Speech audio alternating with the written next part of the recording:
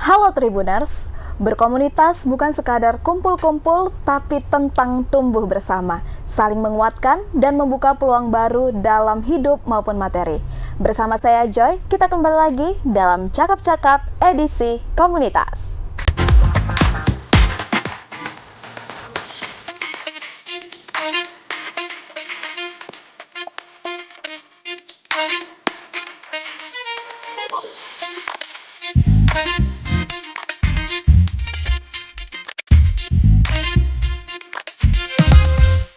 Selamat siang Tribuners, hari ini kita akan berbicara tentang sebuah tema yang sangat menarik dan relevan bagi kita semua, yaitu 5 keuntungan berkomunitas.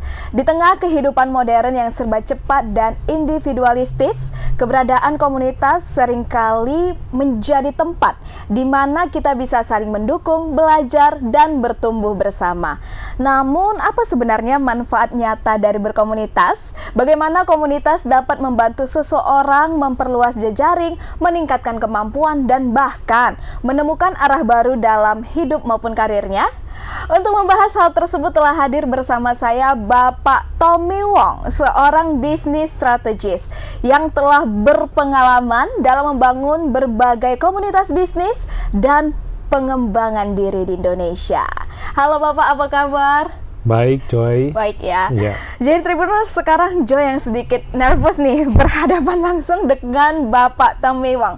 Tapi sebelum kita mulai perbincangan inspiratif kali ini, yuk kita saksikan dulu video berikut ini.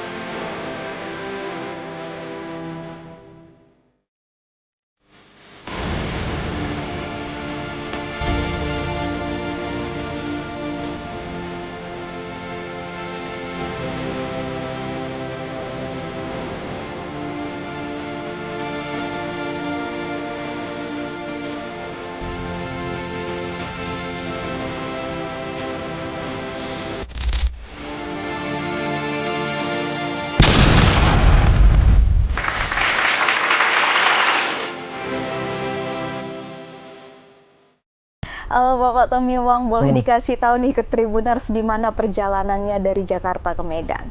Oh, oke. Sempat mengalami delay juga.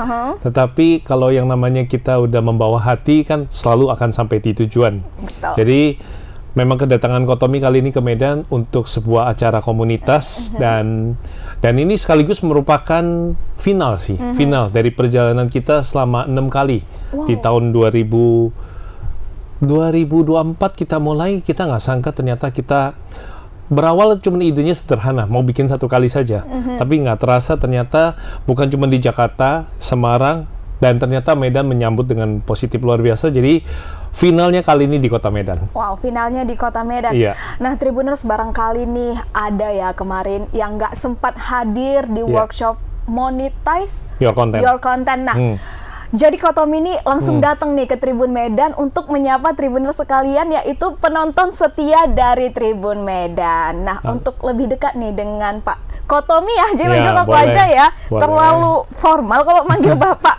Iya. Nah, Tommy ini kan banyak nih orang yang mengenal Koko sebagai seorang bisnis strategis dan pembicara.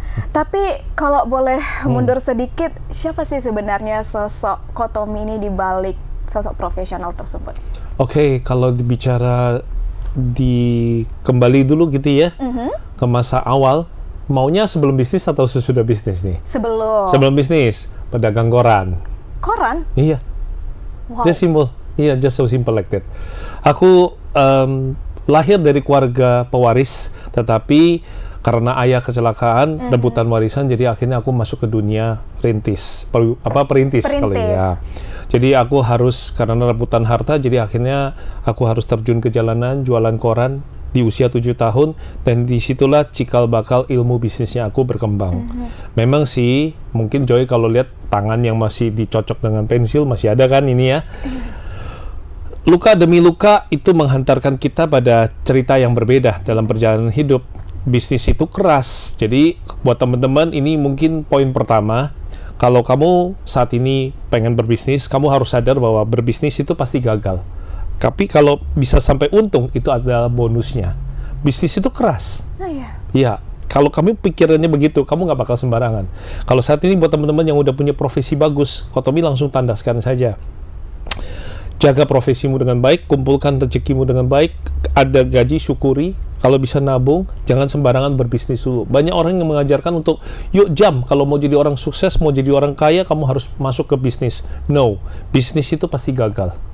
Kalau kamu bisa gagal pun kamu mau jalanin, berarti kamu sudah menemukan bonusnya. Bonusnya itu adalah happiness, kamu akan bahagia. Artinya kamu siap terima konsekuensi, gagal pun aku gak apa-apa, gitu loh. Tapi kalau memang, aduh, mau bisnis cuma mau pengen untung, jangan. Karena bisnis itu pasti gagal, kalau sampai untung itu bonusnya. Kalau sampai untung itu bonus, Iya. bahkan untung itu dianggap sebuah bonus. Sebuah bonus.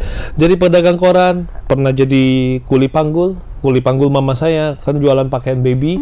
Aku dari Surabaya ke Lampung, ke Jakarta, ya ibu kota lebih kejam dari Ibu Tiri, itu benar. Jadi jangan sembarangan orang Medan ke Jakarta kalau tidak ada kesiapan mental. Dan Kotomi kali ini membekali kalian, jangan main asal. Banyak sekali anak-anak Medan suka DM Kotomi di Instagram, dia bilang, Koko, aku jadi supir Koko gak apa-apa, aku mau jadi apa gitu ya, aku mau merantau ke Jakarta. Aku bilang dulu, sabar, kamu harus menemukan kamu punya keinginan dulu. Jangan cuma ke Jakarta niatnya mau jadi supir. Kalau kamu jadi niat pengusaha, boleh, kamu datang. Jangan cuma mau jadi supir. Kalau mau ke kota Jakarta, kamu harus punya sebuah mimpi yang besar. Karena mimpi yang besar itu yang akan menghidupi kamu, gitu loh. Dari situ, akhirnya saya menjadi pegawai di toko handphone, dan kerusuhan Mei membuat saya posisinya sudah manajer, sudah enak. Kembali ke titik nol, tapi ya titik nol itulah yang membuat Koko, karena nggak punya pilihan kan, sudah habis semuanya, mulai lagi dari awal. Ternyata aku bakatnya bukan jadi seorang profesional. Tuhan memberikan jalan kepada aku untuk menjadi seorang pebisnis. Dan pebisnisnya aku itu adalah, waktu itu semua orang menjual satu brand, posisinya bisa kaya raya, namanya AAA istilahnya ya. Tapi ada yang ungung itu katanya kalau jual itu buntung. Tapi aku memilih yang nomor 2, dan aku eksis di dunia itu sebagai bisnis strategisnya mereka. Aku buka banyak sekali pakai nama mereka. 15 tahun, ya akhirnya aku bisa keliling dunia dan meraih semua kesuksesan. Di usia 35 mungkin aku sudah bisa pensiun. Aku sudah menyiapkan diri untuk punya villa di Bali. Dan ya ibaratnya pengen pensiun lah. Karena aku introvert, aku nggak mau berkomunitas, tidak mau benar-benar kerja di balik layar. Iya, aku seneng kerja sendiri, aku seneng ibaratnya menyingkirkan kompetitorku. Tapi ternyata di usia 35 itu justru puncaknya karir aku. 7 kali berturut-turut di luar negeri meraih penghargaan. Di situ aku akhirnya tumbang. Aku dikhianatin partner bisnisku, dan aku mulai lagi dari titik nol. Di saat itulah aku kaget dengan segala hal kegemilangan harta yang aku punya. Aku harus mulai lagi dari bawah, dan di situ aku bicara sama diriku, titik nol aku ini harus aku maknai. Aku akan cari motivator, aku akan cari semua pebisnis yang bisa bantu aku. Jadi aku datang ke acara komunitas, aku paksakan diri. Yang tadinya nggak ngerti organisasi, nggak pernah tahu. Iya, introvert parah. Karena memang dari pihak brand juga nggak boleh aku muncul. Karena aku ibarat kayak jangkrik itu ditaruh di kotak korek api yang bernyanyinya indah, tapi orang nggak tahu itu siapa. Nah, aku besarin merek itu jadi nomor 1, ada di mejaku sekarang, handphonenya, ya kan? Tapi, ya sudahlah. Namanya dulu aku membesarkan brand, perjalananku ternyata Tuhan mau pakai. Jadi, 15 tahun berkarir di situ, tumbang, akhirnya aku masuk ke dunia komunitas. Waktu masuk ke dunia komunitas, aku nggak membawa diri sebagai seseorang yang terkenal, tetapi aku menghambakan diri. Jadi aku datang ke komunitas itu, aku bilang gini, aku sudah nggak punya uang. Waktu itu memang parah sekali, Joy. Dari punya mobil sport sampai titik nol. Jadi aku bilang gini, Pak, tolong saya. Beliau itu adalah Pak Anton Teddy, ya, dan pemilik salah satu travel. Kan nggak bisa sembarangan sebut brand ya. Jadi saya minta tolong Pak Anton, tolong saya, kasih saya jadi ini, register aja, bagian register. Jadi teman-teman, buat kalian semua yang saat ini mungkin jadi register, jangan pernah merasa malu, terhina, karena di saat kamu register itu kamu memiliki banyak data nama. Oke, I see. Koko pernah dilemparin pena sama salah satu tamunya. Dia bilang, kamu nggak kenal siapa saya. Wow. Rasanya posisi sudah punya keuangan yang begitu bagus, drop ke bawah, sekarang dilemparin pena, rasanya sakit sekali. Tetapi buat saya sih oke lah.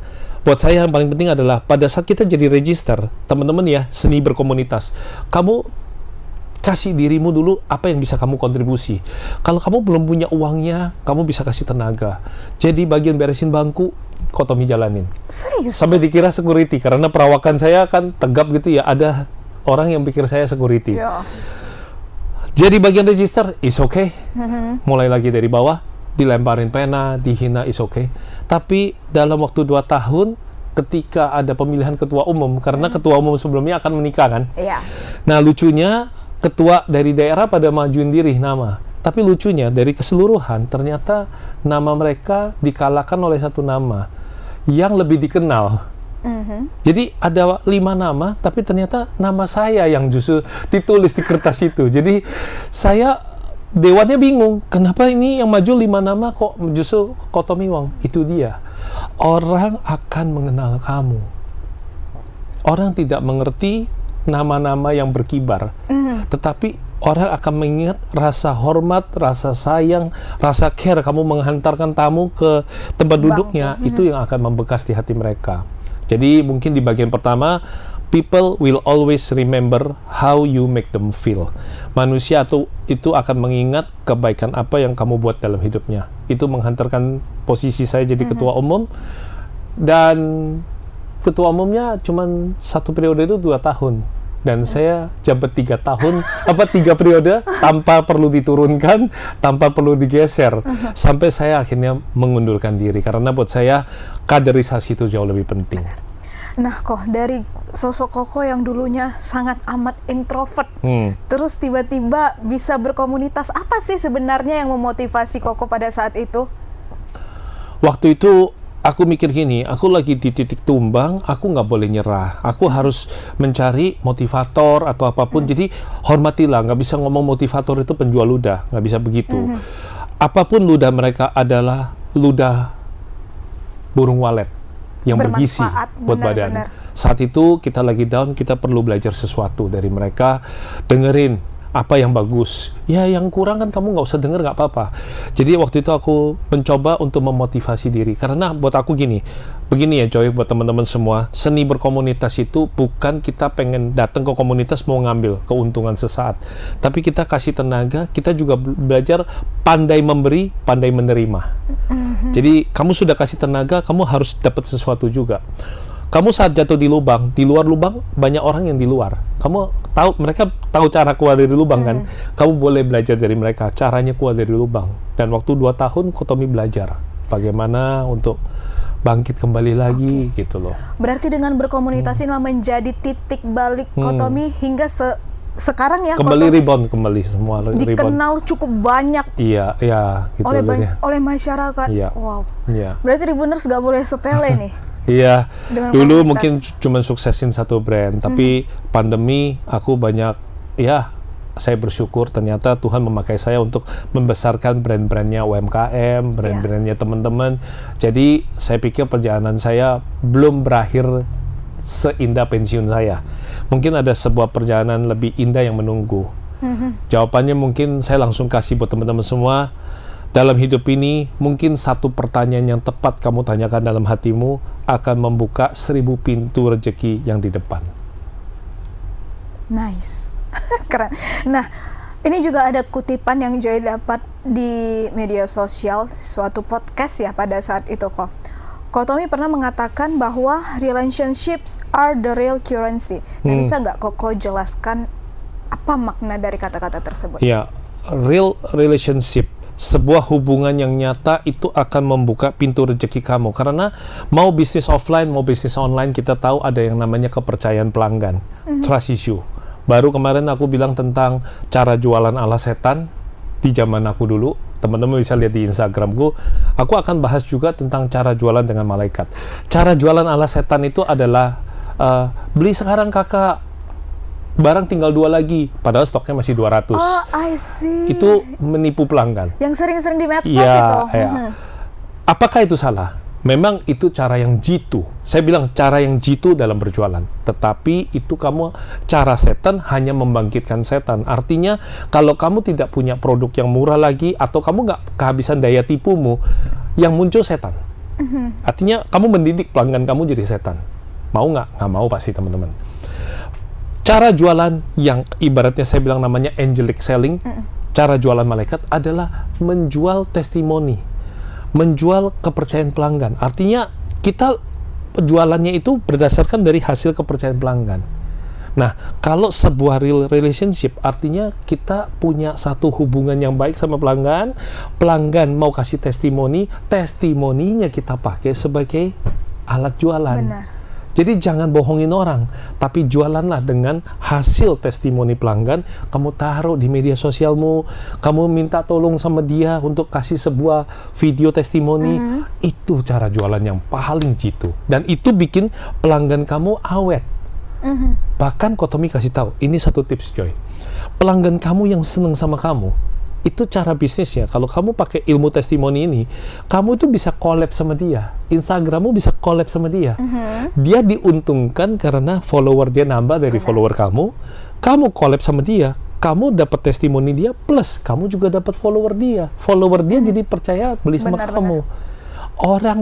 Orang itu cuma percaya sama pembelinya kita, bukan sama kita. Benar. Cukup logika ya? Iya. Kita mau ngomong sebagus apapun produk kita, kalau sama orang yang nggak kenal kita, mereka susah percaya. Makanya real relationship will make a real deal. Ya kan? Hanya sebuah hubungan yang nyata baru bisa menghasilkan penjualan yang nyata. Jadi Kotomi nggak mau tuh penjualan-penjualan yang ya ibaratnya, ayo kakak segera di check out kak, gitu kan. Barangnya cuma tinggal 2 kak, padahal masih ada 200. Ya saat ini kamu mungkin bisa ketipu 1 kali, tapi berikutnya mereka cek, habis itu mereka out. Kan check out. Check out benar. Iya. Kok tapi dari pernyataan Koko itu tadi Joy ada nih nemu pertanyaan. Apa? Nah, kalau semisalnya dengan testimoni itu kita buatlah menjadi ini harus nyaman ya. Iya. Kita ngomong dia dulu. Nyaman nggak kamu kalau aku tayangin? Kalau dia nggak Oke. nyaman, kita jangan paksa. Nah, ya. tapi sebenarnya itu kan bisa jadi pisau bermata dua nggak sih dengan yang sekarang maraknya black campaign. Dari Contohnya? testimoni juga kayak kita lihat ya, salah satu di media sosial hitam lah, tahu ya kita. Nah, terus dia ini contohnya seolah-olah ngasih testimoni, dia rate 3/10, 5/10. Nah, yang mau dia promosiin padahal dia ini kayak angel atau setan lah kita bilang. Dia bilang 10/10, padahal dia itu sebenarnya bukan testimoni, hanya dia itu disuruh nih sama brandnya. Padahal yang kayak Koko bilang itu orang-orang berjualan dengan angel, dengan malaikat, itu dari testimoni. Nah, dengan yang udah menangkap, oh ini testimoninya, padahal black campaign, itu bagaimana kok? Kamu bisa tipu pelanggan berapa lama? Mereka orang pintar semua. Satu saat kamu bisa tipu mereka, belum tentu di berikutnya mereka bisa ditipu. Sekarang media sosial begitu mudah dibuka. Begitu dia buka, dia lihat ternyata yang testimoni ini adalah influencer, endorser. Mereka nggak makan itu, Joy. Sekarang orang sudah makin jeli. Makanya kenapa influencer besar agak terganggu bisnisnya. Orang mulai percaya sama influencer kecil. Influencer rumah tangga, ibu-ibu yang tiap hari mungkin benar-benar cuci baju di sungai, terus kemudian dia benar-benar ngeluarin bubuk deterjen, ya cuci, terus itulah yang jadi kepercayaan mereka. Karena mereka melihat, wah beneran ini terjadi. Makanya TikTok itu merupakan salah satu tempat yang bagus. Karena dulu orang pikir itu tempat joget-joget. Sekarang, semakin kamu real, semakin kamu bisa menjual di TikTok. Agak berbeda memang Joy tentang strategi di Instagram. Makanya Kotomi terangin di workshop begitu. Instagram tempatnya kita bangun reputasi. Makanya teman-teman ya bangun reputasi. Tapi memang perlu lighting yang bagus, perlu pencitraan yang bagus, dan karena Instagram itu kamu bangun personal brand. Personal branding bagus di Instagram. Nah, ini Kotomi langsung kasih ilmunya buat teman-teman Tribuner ya. Di Instagram, kamu cocok bangun personal branding. Tetapi kalau kamu pengen jualan, kamu harus bangun portfolio di TikTok. Semakin kamu genuine, semakin apa adanya, jujur, nggak bohong-bohong, nggak tipu-tipu, orang suka sama kamu. Jadi dua ini sebuah kombinasi yang kuat. Nah, Koko, apakah kita ini perlu pencitraan? Loh, perlu. Orang baik perlu pencitraan yang baik. Karena orang yang jahat aja berpura-pura baik untuk bisa menipu orang. Benar. Apalagi kamu jadi orang baik, kamu harus mencitrakan yang baik sehingga suara citra baik ini bisa berpengaruh. Nah, saat kamu sudah punya impact besar, kamu jualan di TikTok. Di TikTok kamu nggak perlu munafik, ngomong apa adanya aja, hard selling saja. Saya jual produk ini karena memang produk ini bermanfaat buat saya. Sesimpel itu. Cek di keranjang kuning. Selesai. Orang akan percaya kok sama kamu. Karena kamu sudah bangun portfolio yang bagus. Di Instagram jangan jualan. Kalau jualan, banyak kan followernya nggak tumbuh. So far, saya bisa kasih rahasianya seperti itu. Berarti benar ya kok pernyataan yang berseliweran itu personality kita bakalan berbeda-beda di tiap medsos. Ya, tapi jangan sampai kehilangan jati diri. Betul, jangan sampai kehilangan jati diri. Iya. Nah, jadi Koko kan udah jadi bisnis strategis itu udah berapa tahun sih kok? Sebenarnya ini aku buka rahasia buat teman-teman. Dulu aku bisnis strategis di suatu company besar Korea yang ibaratnya nggak boleh keluar kemana-mana. Tetapi dalam perjalanan ketika aku tumbang, dia istilahnya ditumbangkan lah ya. Aku bangkit lagi dan akhirnya aku bisa jadi ketua komunitas. Di situ ada panggilan untuk peduli. Jadi pandemi itu Koko live jam 10 malam. Aku nggak pernah live, teman-teman. Aku open. Sebelumnya nggak pernah live? Nggak pernah live. Aku cuma pikir, ini komunitasku kasihan. Dulu seringkali acara, datang ketemu. Sebuah hati yang empati peduli, yang genuine, orang suka kan. Aku jam 10, aku cuma pengen cek apakah teman-temanku ini pada baik-baik semua. Apakah ada yang mengalami kemalangan, mungkin karena waktu itu pandemi kan nggak tahu berapa lama ya. Jadi jam 10 malam aku memulai, asal udah 10-20 orang aku sharing. Aku juga nggak ngerti cara live apa-apa nggak. Aku jalanin aja, coba. Teman-teman makanya coba dulu aja. Nggak sangka dari 10, 20, sampai 100 coy. Rame banget. Sampai waktu Indonesia bagian timur dan tengah itu komplain. Koko, maaf kata, kalau Koko di waktu Indonesia bagian barat kan memang jam 10. Tapi di kami sudah jam 11 dan subuh. Udah jam tidur. Nah, udah jam tidur. Alangkah baiknya Koko mulai bikin konten lah, katanya dibilang. Sehingga kami bisa nikmatin setiap saat. Makanya di situ Kotomi mulai masuk ke dunia Instagram, saya bikin konten. Gitu loh. Dan saya bersyukur sambil saya lakukan itu, ternyata saya bersyukur sekali Joy. Putri saya melihat apa yang dilakukan si ayah, jadi dia juga belajar benar-benar dan dia hebat sekali, perkembangannya luar biasa, dan dia adalah cici konten Indonesia, Victoria Wong. Victoria Wong, ya, jadi yang ngajar Instagram ya, pastinya teman-teman udah tahu semua. Jadi dia banyak sekali menolong UMKM, ya kami ibaratnya saling mengisi lah ya. Dia ilmu tingginya, ilmu basicnya teman-teman bisa belajar dari Kotomi gitu. Aku nolongin di basicnya. Tapi kalau teman-teman pengen belajar lebih dalam lagi, ya belajar sama Victoria Wong. Keren ya. Like father, like daughter. Jadi sama-sama bermanfaat buat para UMKM ya tadinya ya. Yang baru-baru pemula bisnis. Nah kok, ini nih ada pertanyaan dari anak-anak muda. Bagi generasi muda yang sedang mencari arah atau ingin membangun komunitasnya sendiri, apa sih nasihat yang paling sederhana yang bisa Kotomi sampaikan? Oke. Wajar kalau di awal idealisme adalah pengen bikin sebuah komunitas yang orangnya ini sangat-sangat spesifik gitu ya. Inginnya memajukan dan sebagainya. It's okay, nggak apa-apa. Tetapi Kotomi menyarankan di tengah-tengah sekarang ini sudah banyak sekali komunitas. Komunitas ini semua pada dasarnya tujuannya baik, coy. Yang kita perlu adalah memberikan dukungan. Lebih baik berkolaborasi daripada berkompetisi. Lebih baik kalau teman-teman pengen bangun sebuah komunitas, bangun itu lama loh prosesnya dan capek. Belum tentu sevisi, searah. Kadang-kadang orang baik berkumpul sama orang baik saling menghakimi karena masing-masing tahu kebaikannya masing-masing kan. Lebih baik kita berkontribusi, bahkan dengan kompetitor kita bisa cari titik temunya. Karena semua orang pada prinsipnya butuh satu, butuh dukungan. Dukungan itu bisa berupa satu, pikiran. Kedua, tenaga. Banyak orang bisa keluar uang, belum tentu mau keluar pikiran dan keluar tenaga. Dan yang ketiga, waktu. Uang itu nomor kelima. Dan yang keempat itu tentang empati. Apakah bisa tetap bersama sekalipun terjadi perbedaan pendapat. Jadi nomor satu, pikiran. Kedua, tenaga. Ya kan ya? Banyak orang itu punya duit tapi nggak punya tenaganya, nggak mau keluar tenaga juga. Udahlah, pokoknya acara, ya udah aku keluar uang aja gitu. Nggak bisa begitu. Berkomunitas itu bangun sebuah relationship yang nyata. Kalau ditanya, Kotomi apa hasilnya dari kita bangun komunitas? Kotomi merasakan impact-nya. Aku nggak pernah jualan di dalam komunitasku. Di dalam grup WA, di dalam media sosialku, teman-teman jarang sekali menemukan aku jualan. Kecuali di endorse ya, dibayar ya lain cerita ya. Beda cerita Saya itu. jujur aja nih ya gitu ya kan. Tapi ketika orang melihat impact, jadi impact bukan efek loh. Impact-nya ternyata Kotomi ini baik buat saya. Ilmunya Kotomi, kontennya Kotomi baik buat saya. Saya mau follow dia, saya mau tahu hidup dia. Ketika orang cari kamu, itu kan ibaratnya kayak begini coy. Mungkin banyak sekali orang yang sudah mengatakan hal ini, tapi Kotomi mengingatkan kembali.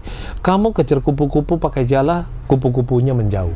Tapi kalau kamu bangun taman yang indah, kupu-kupu mendekat bersama teman-temannya.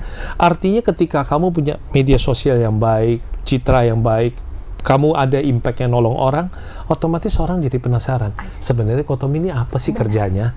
Dan akhirnya mereka datang ke tokonya Kotomi. Di Purinda Mall itu mereka datang. Aku jadi kadang-kadang sampai pegawaiku bingung.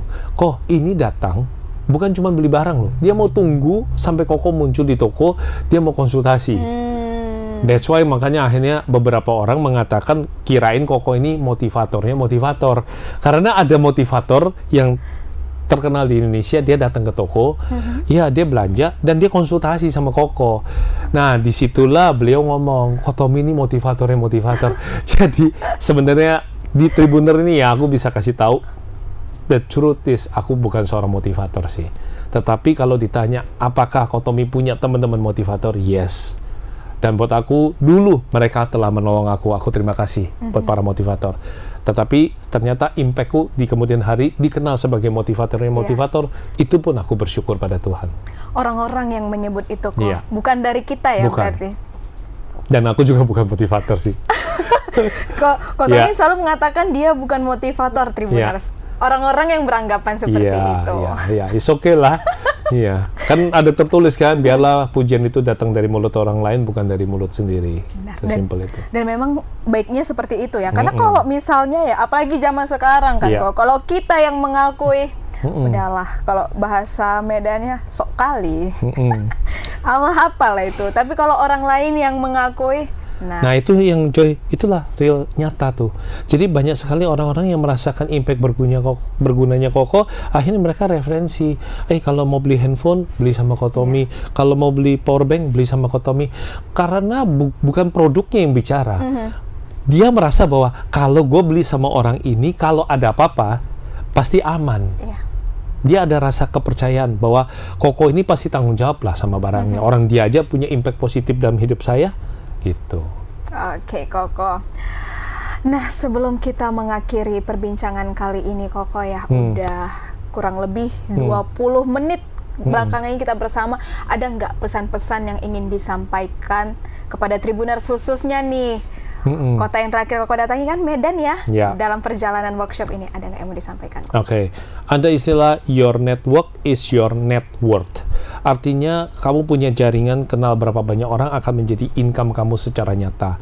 Begitu juga sebenarnya dalam berkomunitas ini, orang-orang yang kita bergaul sehari-hari akan menjadi cerminan pendapatan isi di dalam dompet kita. Coba Joy dan teman-teman cek aja hari ini, 5 teman terdekatmu akan menentukan isi dompet kamu. Kurang lebih isi dompet kamu itu ya kurang lebih dengan pendapatan mereka hampir sama. Makanya harus selektif. Kalau udah sama-sama susah, boleh berempati, tapi jangan terlalu lama. Kamu harus tanggung jawab pada hidupmu sendiri. Cari orang yang ngerti dan bisa bantu kamu. Bahasanya gini, kalau teman-teman sudah sama-sama susah, dilarang sering-sering ngopi bareng.